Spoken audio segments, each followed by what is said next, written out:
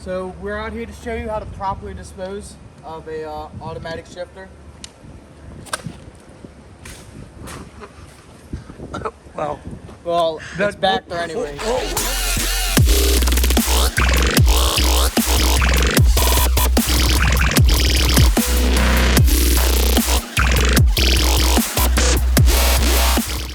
Hey everyone, welcome to the channel, and today we have a 2006 NG93. This car has been a long-time customer. His name is Eli.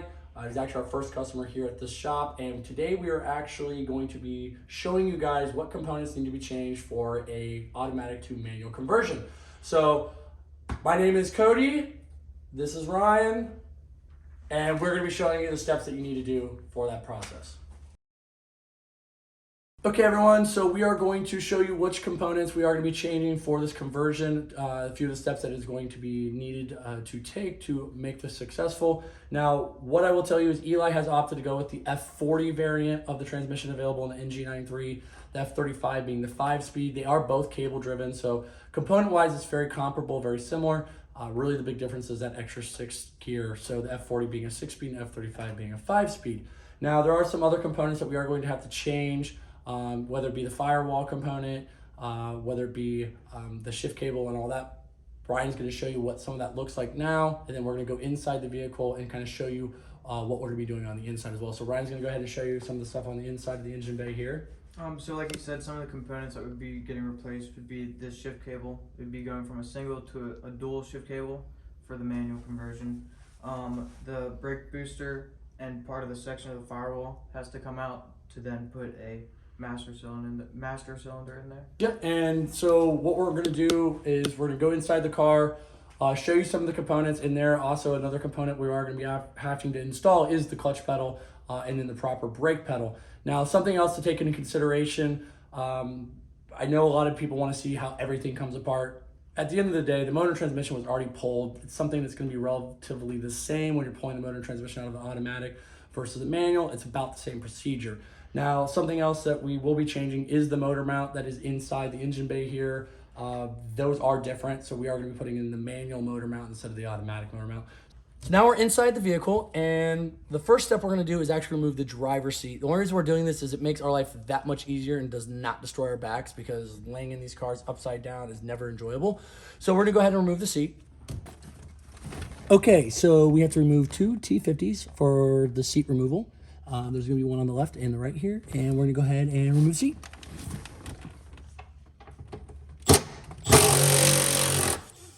To remove the seatbelt, you will also need an E16. Okay, so now the seat is officially removed, and we are going to go ahead and remove quite a bit of the interior. Now, what that entails is this full center section here is going to get removed. There is about 9 T25s that have to be removed. As you can see, it is an automatic. This automatic portion is going to get completely removed, and then we will be installing the 6-speed. The full center section comes out. The dash will come out. Kick panel will come out. Steering will come out. All of this will come out. Now, we're not going to necessarily show you each little individual component, but we'll give you kind of the broad idea. So we'll kind of show you what it looks like when this is fully removed, the shifter is removed. We'll show you what it looks like when the dash is removed. We'll give you a few tips on some of the tricky parts. Really the biggest pain in the ass, I'll be honest with you, is removing this vent. This is probably the most complicated aspect in this whole thing. That tends to be the frustrating aspect. And then the airbag, we'll be removing that. Most important thing, as always, make sure the battery is disconnected when you are working with airbags. We'll also be removing the dash on that side, which there's an airbag over there. Once again, as always, make sure the battery is disconnected. So we're gonna go ahead and remove the center section here, show you what that looks like. Then we'll show you what it looks like with the dash out, and we'll be good to go.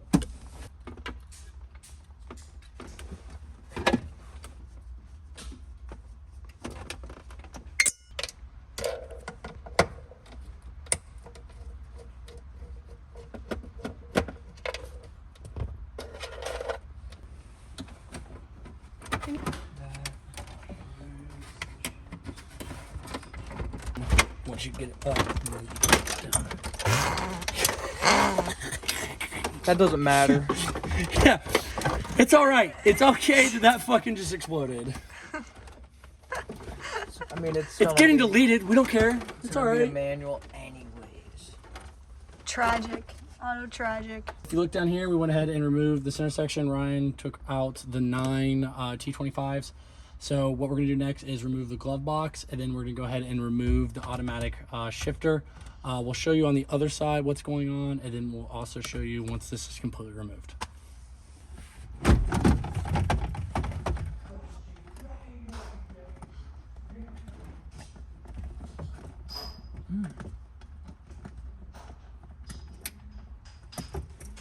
If you're not familiar with the automatic shifter cables, if you ever need to remove it from its holder and or bracket, you actually just essentially slide up on this. This is essentially moving up and down. So it's nothing crazy. Now what we're gonna do is we are going to pop this off. Now we already went ahead and just used a flathead or a breaker bar to pop this off. Once this popped off, you can either feed it through the inside and pull it out. The easier method is to just disconnect it from the actual shifter from the inside and then pull it out this way. Either way, you'll have to pop this off. And a lot of people, if you're just too lazy to actually pop it off the right way, you can always just cut this with a grinder or some cable snips, cable snip it, pull it out, and then pull it out the other way. If you want to do this correctly, all you need is a flathead that's a little tinier than normal, or a pick tool, something along those lines. You'll actually go ahead, put it in there. This will then pop up, and then there's a clip right here. You can just take a flathead, put it right here, pull that up, and then the cable will slide out. And that's it. Done. You pull this white section out to get the shift cable. And that's it. That's the correct way. And then now we throw this away. Yeah. So we're out here to show you how to properly dispose of a automatic shifter.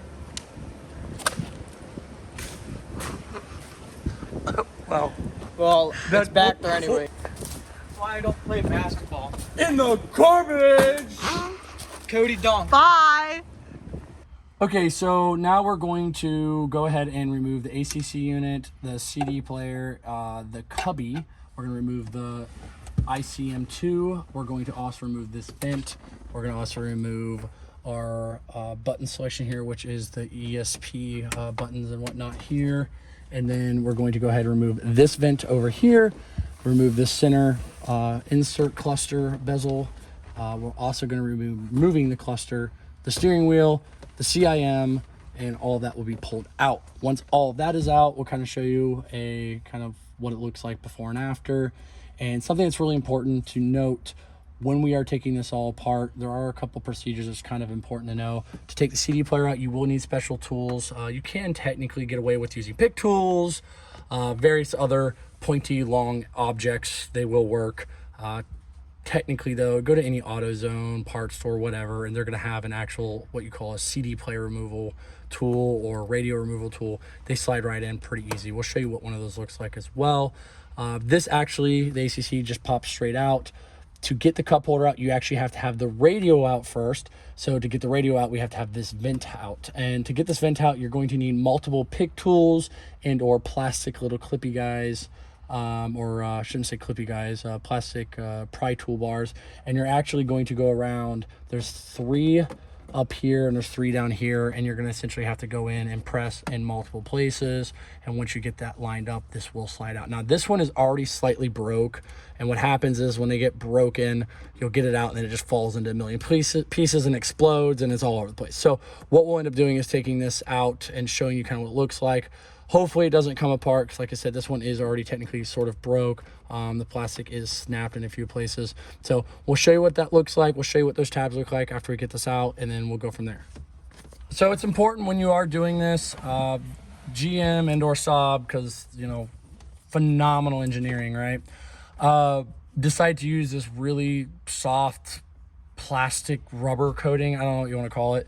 But you're going to want to use plastic pry tools. Do not use anything metal unless you want your stuff to look like it was just torn up, similar to how these ACC buttons look. They just wear. So make sure when you're doing this. Now what I'll do is I'll actually start with this pry tool, and it'll come up on the top here, and I'll actually press it in up here, and there's 3 tabs. We'll show you when it's out. And then I actually go from the behind, as you can see here, and actually press down the other 2 tabs on the side. And then I remove the middle tab, and I come down and I pop each individual tab. And once you start to pop those, you can, as you can see, you start to actually remove it, and you just move along the edge. And then you get to the next one over here and you pop it as well, and then it starts to come out. So once it's officially out, we'll then move to the radio, pop that out, then we'll do the cup holder and all the various other part components. So we're good to go. We're gonna go ahead, pull this all the way out here. We'll show you guys here on the back side what it looks like. Mind you, like these are the tabs, and we're gonna be careful, because what happens is if the top ones here completely snap, this just won't go back in place. So when you're taking it apart, just take your time, and then it pops out. What will end up happening a lot of times is you'll try to pry and pull it out, and you'll end up snapping all the tabs, and this whole thing will just fall apart. All these little pieces go everywhere, and it becomes kind of a pain in the ass. So this is one of the tools you will need to remove the CD player. He's lying. Don't listen to him.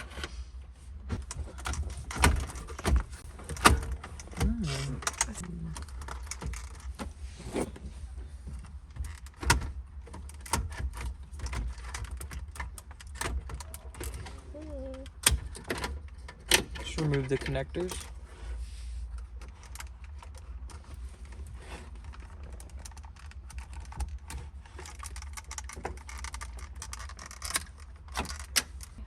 So you put these in, and then there's a little metal tab there and a metal tab here. You kind of have to grab both of those, pry tool or like a little flathead, and then it should just slide right out. And then disconnect the connectors. So we just got the airbag out. The best way to do that is take a little pig tool. A little bend to it helps. But behind the steering wheel, there's 2 holes on either side, and you have to push this tab. It's kind of hard to see, but there's a little tab right here. You have to push onto either side, and then you can take the airbag out. And then there's this Allen 8. You just take that off after you unplug this. Leave this attached, but take that out, and then you get the steering wheel out. Okay, so when you are impacting out the screw that we just took out, it is crucial that you hold the steering wheel. If you do not, the impact will most likely take a good rip on your clock spring and destroy your clock spring. So make sure you're holding the steering wheel when you take it off. As Ryan just did, he just slightly did a little bit of a wiggle, and it slides right off. It's that easy. So we're gonna go ahead and take out the CIM next. So to get this out, you pull the little leather cover back, and there's 2 tabs back here. You just kind of pry those back, and then this pops right off. And then we're gonna take the sit out. You just pop this cover. Pop this cover out. Yeah. And then there's 2 torque 25s. Take those out, and then this just comes right out. Beautiful. So you need to pop this off on the A pillar. There's one on this side and one on the passenger side. This little cubby, you pull this out, and there's 2 10s right here, 2 10s right here. There's also 2 10s over here. There'll also be 10s over there. And then we'll have to disconnect the airbag, and the whole dash should just come right out. All right, after you pull this little cubby out and pull these 2 10s off, there's gonna be 2 13s on this side, 2 13s on this side. Remove those. And then there's a couple electrical connectors you're gonna have to remove in the dash. And then if you come over here, underneath where the glove box was, there's a screw that goes right here that holds in the airbag to a crash beam. You also then disconnect the 2 wires that go into the airbag, and then the dash is loose. Yeah, so something that's also very important that we can't stress enough is make sure you are keeping your bolts in a tidy location of some sort. I recommend using, you can use like a Husky, or Home Depot Lowe's sells little like cubbies that you can actually write on a clear lid and keep the bolts in them. That's what we typically use here. If it's something you're unfamiliar with or unexperienced with, go ahead and say where you got those bolts for and write it on said clear lid and store them appropriately. So when you go to put it back together, it's that much easier. We do this all the time, so we typically know what bolts go where. It's not uncommon for us to just kind of do something similar to just kind of putting a little tub like this and then just putting it back together. As Ryan said, we did remove a couple electrical connectors. Those are actually for the ACC. They look like this. They actually just pull out of the vents and the tubing there, the ducting for the AC and or heat. So pull those out, because what will actually happen is these tubes will actually come with the dash when we go to pull the dash. Something else is underneath here. You're gonna have for the steering wheel, there's a plastic clip more or less that holds, it looks like this. There's a tiny little clip on the back side, and all you're gonna do is literally push down that clip and yank it out, and that'll come out. This will need to come out when you go to pull this out. If not, you'll get hung up on it. So we're gonna go ahead and pull the dash out now. Everything has been disconnected. Once we get that out, we'll show you what that looks like, and then we're going to remove the pedals and a portion of the firewall to properly install the master cylinder and the brake and clutch pedal. On this side of the pedal assembly and brake booster and all the components that we are moving, we went ahead and we actually removed the brake booster. Now, before you remove the brake booster, you are going to need to disconnect 2 of these brake lines that go over here to the ABS module. Now, what I will tell you is people will effectively disconnect the 2 portions that go to the actual booster. Now, what I will tell you is just go ahead and remove both sides. Take it off of the ABS module and the booster. Don't just bend the lines out of the way. A, that's incorrect. And B, if you bend them out of the way and then try to bend them back in place, you do run the risk of stripping. So just do it right. Take the extra, I mean, it's literally 30 seconds. Just take the extra 30 seconds, take the whole thing off. There are 2 of them. You'll take both of these off. Once you get these off, you'll then have 2 bolts that are on the brake booster themselves. As you can see, you have 2. These are a 45. So you'll use a T45. You'll unscrew both of these and the whole booster will then come out. Only after you remove the pin that is on the inside of the cabin, you will have to remove the pin that goes to the brake pedal. Once you remove that, it's a little metal clip, pops off, pull the pin out. You then are able to remove the whole thing. Now, when we do conversions, typically you could reuse the booster if it is in good shape. If it's better than your parts car or the part that you have received, you can essentially reuse the booster. The only thing you need to actually change is the reservoir, and you don't even technically have to change the reservoir. All you have to do is actually go ahead and drill out this little piece of plastic. If you decide you don't want to do that and just swap the whole thing, which we're just going to swap the whole thing today because the other one we have is actually in better shape, you can effectively reuse all of this. So we're going to set this aside, and then we'll kind of show you what's going on here with the firewall. The steering rack itself and or steering column. Steering rack has been disconnected and the steering column is hanging freely. We are removing the bolts on the inside of the vehicle. Once those bolts are removed, we will actually remove the whole steering column itself. And then once the steering column is removed, which as you can see, Ryan is actively removing now from the inside, and he just removed. So we'll go ahead and show you what that looks like and move on to the next step. All right, so here is the steering column. First, you'd want to remove this 13, which is down in the engine bay. It's connected to the steering rack. And then next would be, there is a 13 right here inside of the car, as well as 2 other 13s that are holding the steering column into the vehicle. So when you're disconnecting all of this, you also are going to unplug the locking mechanism for the steering lock. These are absolutely a piece of, you know what, we hate this. This is one of the things that the NG93 is a common fail point. They're horrible. I would recommend, if you're already at this point, go ahead and put a new one of these on if you have access to a new one, or go online. They're not that expensive. They are more or less removed in reverse. So to actually take it out, you're actually going to essentially tighten the bolt that's in it, and that tightens down into it and it removes it. To reinstall, you're going to loosen the bolt more or less to torque it down. It's not reverse threaded, but the way that it positions in there, it essentially is like if it's reverse threaded. So replace this. It is a super common fail component. If you are doing doing it yourself more or less, and you do not have access to a Tech 2, don't do it or get access to a Tech 2, because this component does have to be Tech 2'd. If you are Tech 2ing it yourself and you've never done that, it is kind of hidden. It is not in the traditional control modules. You have to go to the other section, additional modules there, and it's the first one, and it will say SLC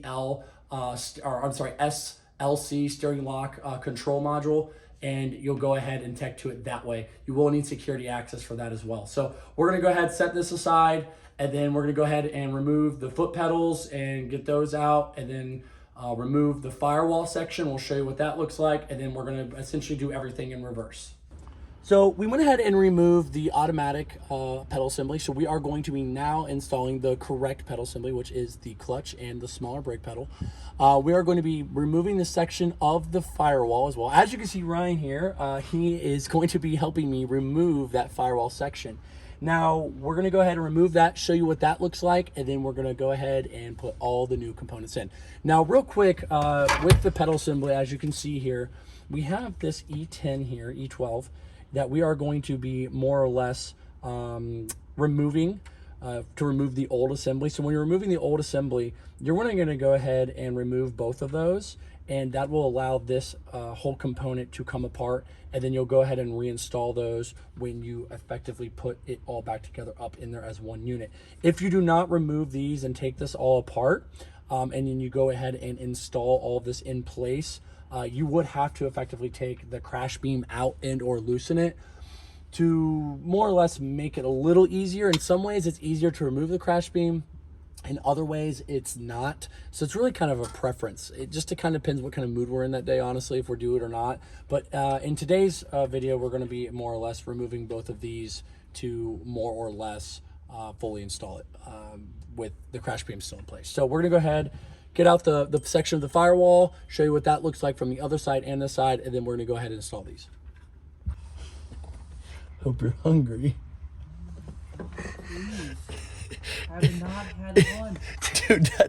Dude, that is literally a piece of fried shrimp. Eli, just real quick, everyone out there, everybody does different things in their car. We all eat, drink, do this stuff, but hands down, out of all the things I've ever found in a car, this is a shout out to Eli. He literally just found a pretty much intact popcorn shrimp.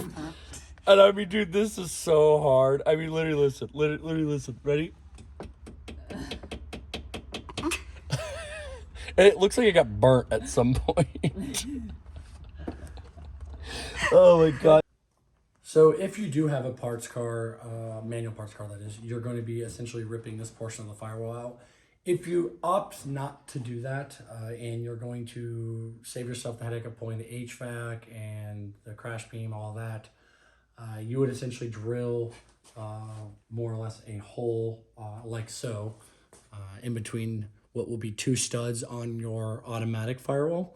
So you'll actually have to remove both these studs, and you'll have to actually cut a hole in there for the master cylinder to go through. So if you don't feel like cutting, you don't have the appropriate tools to do cutting, and you don't want to cut and remove those studs, then more or less you would remove this. Now, when you go to remove this, it's just kind of some sticky goop stuff. It's not really sealed. You can actually pick this up at your any parts store, more or less. And honestly, if you position it right, you can get it to seal again if you kind of ball it up in the channel there. But it's really not that expensive if you go to the parts store and get new goop, and you'll just push it out, pull it in. And as you can see, the bolt pattern here, if you're essentially inside the engine bay, this is the side that faces the engine bay, you can see all of the bolts that have to be removed when pulling this out. And you'll pull this from the inside, push in and or pull into the inside. So that's up to you, depending on how you want to do it. Either cut a hole and or remove. So give you a little tidbit on that. And if you decide to cut the hole, it'll save you anywhere between 4 to 6 hours of time taking the HVAC and the crash beam out. So now we have the proper amount of pedals. This is the way it should have came from the factory. Okay, so as you can see, we went ahead and put in the new plug here with both the shift cables. So we now officially have a shifter in the inside. So it is officially a manual. Have our shift cables here. We went ahead and put our brake lines back on. Like I mentioned before, we did not bend those. We took those completely off. Brake boosters back in. It's just the two T45s on each side. That's back in. And if you look at the very top, we do have that line from the master cylinder on now, and we're good to go. Now that we have the center section of the dash put back in, the cluster and the insert, SID, everything is back in place, minus the cup holder. We are going to be putting a brand new cup holder in there for him as well. Shifter, so it is properly a manual now, and a proper 6-speed F40 with LSD. Pedals, as you can see, we have the clutch, brake, and we have the gas. That hasn't really changed though, that's still the same one. And we have not put the center plastic portions back in or the driver's seat yet, solely because we're gonna get the transmission motor back in, and once we get that in, we are gonna have to go ahead and redo the linkage slightly for adjustment. So before we effectively put all the plastic bits 100% back in, we're gonna get the transmission in, get the linkage in, get the clutch bled, and if all that looks good, feels good, then we'll go ahead and adjust the linkage. So we're gonna go ahead, jump into the engine bay, show you a couple things in there before the motor and transmission get back in there. Once that's in there, we'll get the interior back in, and we're gonna go ahead and jump on the Tech 2 and change practically every module in the car and convert it from automatic to manual. If you do not do that step, if you do not have a Tech 2, if you're doing this, the car will just not run right. So you do have to have a Tech 2 to effectively make this process be complete. So you will have to also swap the transmission mount. The bracket on the transmission is not the same on the manual transmission as it is to the automatic transmission. So you will have to swap this to save Eli a few bucks.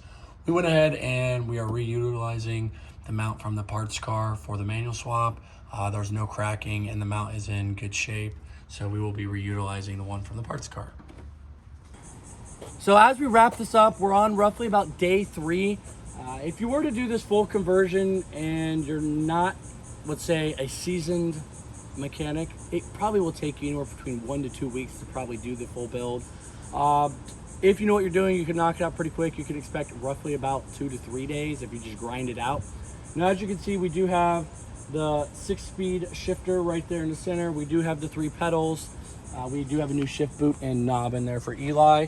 Now, what I will tell you is we did not show you any of the wiring process yet. Now, we are going to show you kind of how to do this. A lot of people will tell you, hey, it's too complicated, blah, blah, blah. Just go ahead, swap the whole wiring harness. Honestly, in the grand scheme of things, if you want to do that, it's going to take you anywhere between 10 to 20 more hours of taking out components, taking out the wiring harness, taking out everything. Screw that. This harness is very easily modifiable. I'm going to go over the wiring schematics, kind of explain more in depth exactly what we did. Now, everywhere else in the world, other than Canada and the United States, did we have a neutral safety switch for the clutch. We have opted not to wire that in. We did not swap the wiring harness. We modified the stock wiring harness. So that being said, when you go to start this car, you do not need to press the clutch in. You can just start, bam, key, done. Starts and goes. With the modifying of the wiring, all we had to do effectively is repin 1 wire. We soldered 2 wires together, and then we more or less deleted a bunch of other wires, and then we connected 2 of the P-bus wires and 2 of the I-bus wires, and that's it. Very easy modification. I'll go over the wiring schematics, explain it more in depth. We're going to jump into the engine bay here real quick. Now, everything's going to more or less look exactly the same in the grand scheme of wiring. We do have this extra wiring that's down below that originally would have been for the TCM. That is still in the engine bay. That did not get removed. We did jump some wiring there. Other than that, this is pretty much it for Eli's conversion. This car did see a new used motor, fully built F40 with LSD install, and he is opting at a later date to have us do some more work, such as interior swap. I think he's going to be having someone else repaint the car as well, bring it back to life, and it is definitely a project still, but it's the right type of pedal and or setup now, meaning it's the proper transmission. We don't like automatics, as everyone knows. But at the end of the day, he's probably gonna have a lot of fun, even though it is still a project car. It still is making right around 300 horsepower. He does have full 3-inch exhaust, back to two and a half dual exit. So it does make a little bit of power. I know he's opting to do some brakes and some of that and whatnot as well. And now for the fun part, electrical and wiring. Most, and if not all, mechanics tend to despise doing electrical more than anything, and most seasoned mechanics even struggle a little bit. I can assure you, utilizing the stock harness is going to be significantly easier versus swapping in a manual harness. Not only is it going to save you time, it also saves you money. Now I'm going to go ahead and pull up the few schematics that we do need to look at, kind of go over that with you, and explain in depth exactly what modifications you need to do to the stock harness to make this work for you. So let's jump into this. We have 3 schematics here pulled up on the screen for you guys. Now, what we're going to do is we're going to split that into more or less the stuff on the left is going to be one section and the stuff on the right is going to be the other section. Now, the stuff on the left is actually the UEC. That is the fuse panel more or less on the driver's side under the hood. That section more or less is going to be slightly adjusted by a repin. We don't have to go crazy here. All we're actually going to be doing is doing a very simple repin. Now, if you pull up just the schematics on the left here so we can take a closer look. Now, as you can see here on the left, we have MAN at the top, and on the right, we have AUT. The MAN is for manual, and the AUT is for automatic. Now, as you can see here, we do have a section of wiring that is a little bit different on that bottom left-hand corner of each. The one on the manual is actually the wiring going to the clutch switch for starting the vehicle. Now, on the right, we have it going into more or less the TCM. Now, what we're going to more or less be doing, keeping this very simple, straightforward. Now, if we were in anywhere else other than the United States and Canada, if you look on the left there on the manual, you can see where it says US and CA on the left. That wire would more or less run through a clutch pedal switch. If we were anywhere else, you can see there the yellow and green wire is essentially just going straight up to the VTYE, which is essentially a violet yellow wire. That wire would more or less run straight and loop back, meaning it is not going into a clutch assembly. So what this means is we are going to set up this car, and we have set up this car more or less to not run a clutch switch. Now, for those individuals out there that do want to run a clutch with a switch, you can do so, but you will have to run that wiring. It is arguably kind of a pain in the ass, something I don't recommend doing. So for everyone else in the world that did not get one, it's not a problem for them, as it should not be for a problem for us in the United States or Canada. So what we're going to go ahead and do, as you can see at the very top here at the 342, that large number there on both the left and the right for the man and the auto, both of those, that is the UEC, once again, underneath the hood. As you can see, pin 4 on the left, and on the auto, on the very far right here, you can see where it says pin 20. When we're doing this, when you go from pin 20 on the automatic, you are going to just go ahead and repin that into the 4 section.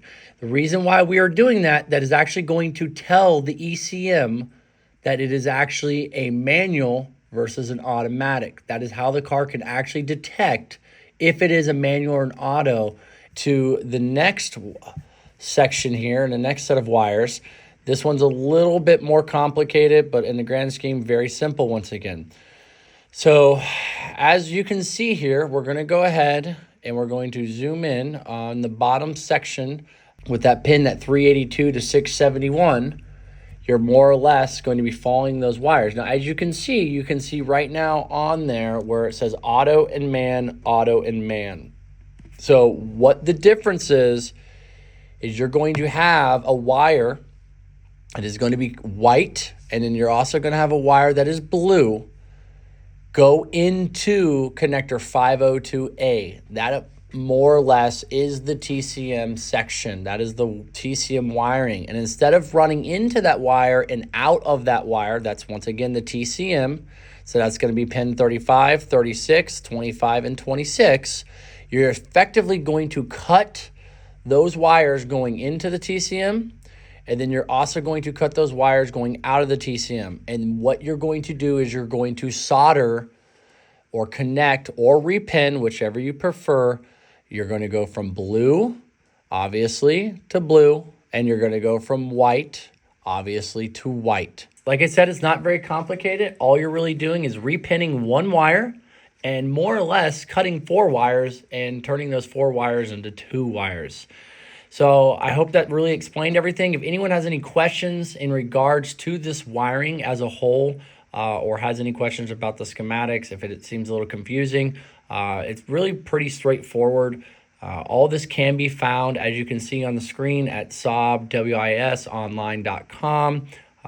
Take a few minutes to get familiar with WIS. It is a little confusing at times, but if you sit there and play with it for 10-15 minutes, you will get pretty proficient with it.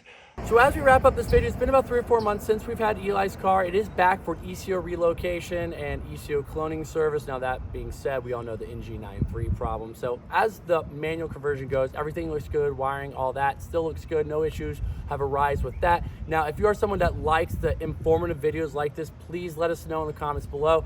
And if someone is doing the same conversion or something you are doing or have questions in regards to the conversion that we did not answer in this video, please feel free to shoot us an email. Just go. It's stopping. Just go. As always, sons of bitches. What? And listen to the seagulls. The birds. Dude. Sons of bitches. 3 hours later. 3 hours later. Because apparently our shop's directly on the beach. Yeah, we are like 30 seconds from the beach. Yeah. Okay.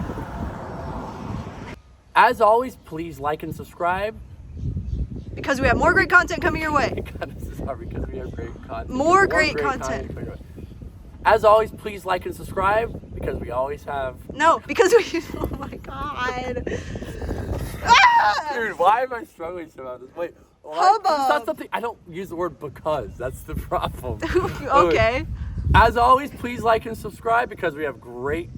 Oh God, this is so bad. Okay. As always, please like and subscribe because we have. Because we have more great content coming your way. Wait. More great content. Because we have more great content. Because we have more awesome content. I gotta get rid of great. You don't like the word great, That's huh? what's kidding me. Because You can't use the word great. no. Just go. I got this ripper. Oh my god, dude. Rippers. Gotta go to Mickey D's. As always, please. That's too loud. He's gonna be too loud.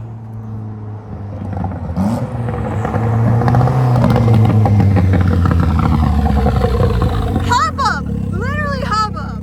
I got finished. I got 1 sentence to say. Get out of it. Go. As always, please like and subscribe because we have some awesome content coming your way.